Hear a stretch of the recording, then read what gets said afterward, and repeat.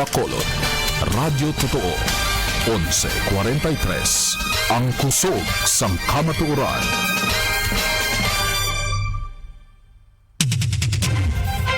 Adsum Balita. Mga balita nga natipon halin sa mga parokya kag kapilya niya sang Diocese sang Bacolod. Kag mga pangulong dinalan sa bahin sang lokal, nasyonal, kag pangkalibutanon nga mga hitabo. Adsum Balita. Diri lang sa opisyal nga waragwagan sang Diocese sang Bacolod. DYAF CMN Bacolod. 11:43, Radyo Totoo, ang kusog sang kamatuoran. Kag karon, yari ang inyong mga tagbalita.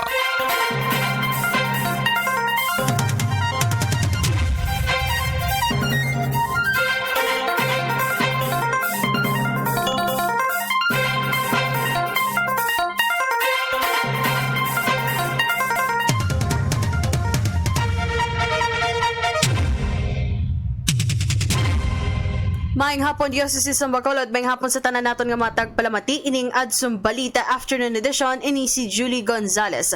Nobyembre 9, Lunes nga adlaw, kagyari na mabalita nga mo natipon para sa sining nga hapon. Adsum Balita.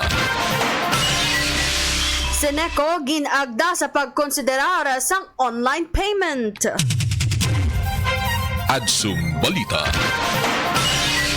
Senador Grace Poe ginaduso ang paghatag sa nagakaigo nga pondo para sa disaster mitigation kag calamity response. Adsum Balita. Tropical Depression Ulysses mahimo nga magbaskog kag mangid bagyo antes pa ini maglandfall sa area sang Bicol kag Quezon. Adsum Balita. Samtang kaso naman sa coronavirus sa worldwide nagsaka na sa masobra 50 ka milyon. Adsum Balita. Kag para naman sa aton nga CBCP News, Imos Cathedral ang nangin isa na ka diocesan shrine. Adsum Balita. Kagkadto kita sa mga detalye sang aton nga mga balita. Seneco ginagda sa pagkonsiderar sang online na payment. Ginaprobahan na sang Bacolod City Council ang isa ka resolusyon nga nagaagda sa Central Negros Electric Cooperative o Seneco nga ikonsiderar ang online payment sa mga konsumidor. Suno sa nagsulat sa resolusyon nga si Councilor Archie Baribar nga ang resolusyon ang ginaduso matapos nga nakitaan nga wala masunod ang social distancing nga isa sa mga health protocol sa pagbayad sa mga konsumidor sang ilang electricity bill. Suno kay Baribar nga mahimo-himuon ang payment pag ginalamang sa online o kung kaangay sa mga GCash o kung Paymaya.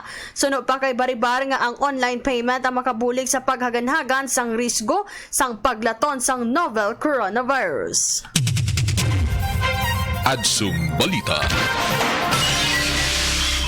Samtang Senador Grace Poe ginaduso ang paghatag sang nagakaigo nga pondo para sa disaster mitigation kag calamity response.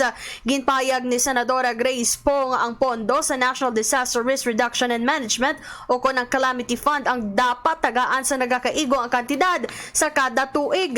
Suno sa Senadora nga tuman kagamay sang pondo nga natala na sa pagprotekta sa mga Pilipino kag sa mga komunidad sa pungsod sa mga kalalatan. Suno sa Senador nga may yara dapat sang natala na nga pondo nga gastuhon sang insakto kag transparent sa pagbulig sa mga apektado sang kalalatan.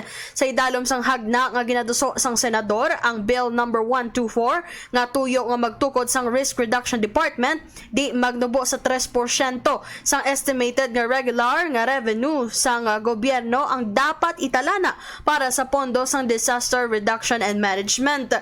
Ginatagan naman sa igtalupangod ni Poe nga ang natala na nga pondo sa NDRRM ang nabuhinan humalin sa 38.9 billion pesos ang tuig 2016 nangin 15.8 billion pesos na lamang inisang 2017 kag humalin naman sa 20 billion pesos ang tuig 2019 nangin 16 billion pesos na lamang inisa sining tuig 2020. Sunod naman sa chairperson sang Senate Committee on Finance Sani Angara gintan-aw sa karon sang iyang panel ang posibilidad nga sakaan ang kantidad nga italana sa Calamity Fund para sa tuig 2021. Nagpahayag ang mga lokal nga panguluhan sa mga duog nga apektado sang bagyo nga ila na nagastong ila Calamity Fund para sa COVID-19 response effort sa mga nagligad nga pila ka bulan. Suno naman sa Malacañang nga masobra sa 3 bilyon pesos pa ang nabilin nga pondo sa idalom sang NDRRMC para sa relief and response operation para sa sini nga tuig. Adsum Balita. Samtang sa iba naman nga balita, Tropical Depression Ulysses mahimo nga magbaskog pa kag mangin bagyo antes ini nga maglandfall sa area sang Bicol kag Quezon. Suno sa alas 11 sang agang weather bulletin sang Philippine Atmospheric, Geophysical and Astronomical Services Administration ukon ang Pag-asa mahimo nga magbaskog pa kag mangin bagyo ang Tropical Depression Ulysses antes pa man ini posible nga maglandfall sa area sang Bicol region kag Quezon Province. Suno sa Pag-asa nga mahimo mangin bagyo ang tropical depression sa sulod sang 24 oras. Sang alas 10 kaina sang agang Tropical Depression Ulysses ang nakit-an 635 kilometers east-northeast sang Surigao City, Surigao del Norte nga may maximum sustained winds nga 55 kilometers per hour. Suno sa Pag-asa nga mahimo magdala sang hangin kag mapag-ulan ang Tropical Depression Ulysses sa Eastern Visayas kag Bicol sa Martes o kon sa Miyerkules. Adsum Balita. Ang oras naton sa kahanginan alas 2:52 na kag ning atong mabalitang ginadulo sa inyo sang Bear Brand powdered milk drink kag kaso sang coronavirus sa bilog nga kalibutan nagsaka na sa masobra 50 ka milyon. Ina kay mabanatong mabalita bantayan sa pagbalik sang Adsum Balita afternoon edition matapos ining mga pahanumdom. Adsum Balita.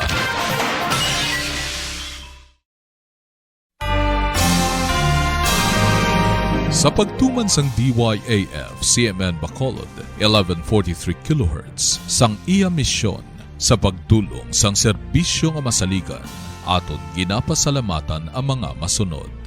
Jenny Icasas, Dr. Jovi Vergara and family, Mrs. Nenang Farales, Grace Garingalao and family, David Panlilo, Grace and Ramon Peñalosa, Miss Margie Kalumba.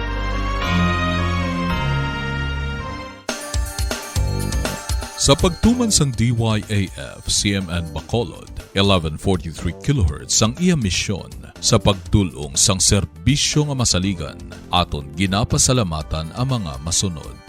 Mr. William and Anna C., Reverend Father Brethen Rai Gamala, Miss Eufemia Cabarles and family, Reverend Father Elmer Punyado, and Our Lady of Lourdes Parish, Pulupandan, Rialina F. Castaneda, Rosario B. Cantilla.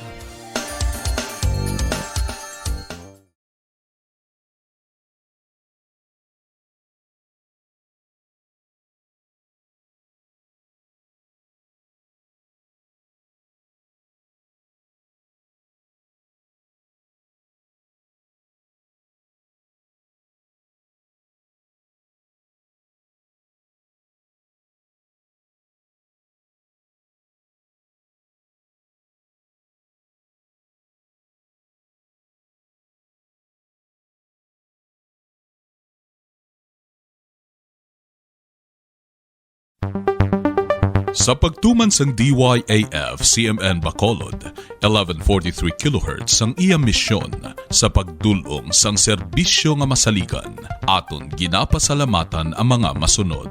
Ritzy Pardan, Jasmine Gamboa and family, Mrs. Jo Escamilla and family, Rolling Hills Memorial Chapels Incorporated, Conchita Buaron and family, Lorena Duran, Reverend Father Anisito Buenafe Jr. and Our Lady of Guadalupe Parish, Valladolid, Mr. Jess Vargas.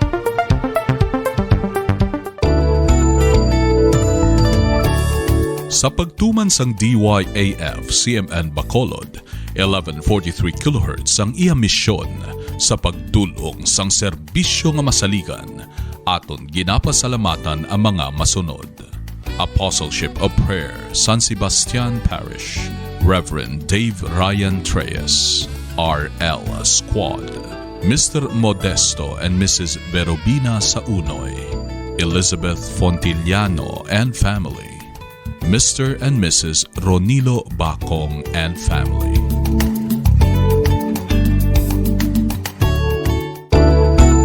Panginbulahan sa aton mga DYAF CMN Bacolod Partners, NIG Marketing, Ms. Ria Divilla Montelibano, Friends of Padre Pio Airport Subdivision, Mr. Antonio Cian, Reverend Father Angelo Ansula, Attorney Henrietta Vinco and family, RTN General Services, Mayor Jose Nadi Arceo, Municipality of Hinigaran.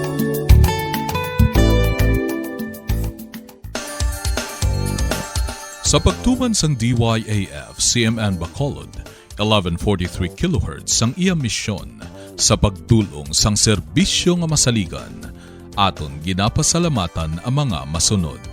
Gardenia Centre, Monsignor Joy Himera, Miss Nelly Hitchanova and family, Reverend Father Edwin Cadena, Right Side Services, Triple G, ATC Lending Corporation, owned and managed by Mr. and Mrs. Arturo M. Canillas.